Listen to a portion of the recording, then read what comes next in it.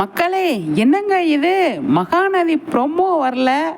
ஏனங்க என் கண்ணுக்கு தான் தெரியலையோ அப்படின்னு பார்த்தேன், உங்கள் கண்ணுக்கும் தெரியலையா?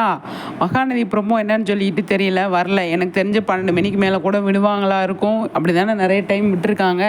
இந்த ப்ரொமோவும் வர்றதுக்கு அப்படி தான் சான்ஸ் இருக்குது. இன்றைக்கி கண்டிப்பாக ப்ரொமோ வர்றதுக்கு.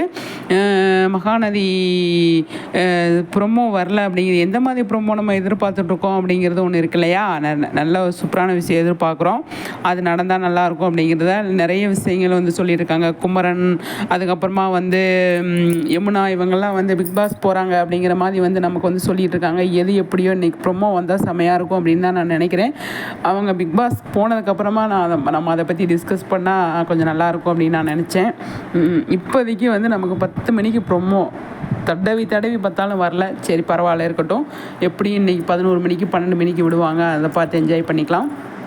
நிஜமாக சூப்பராக இருக்குங்க பார்க்குறதுக்கு.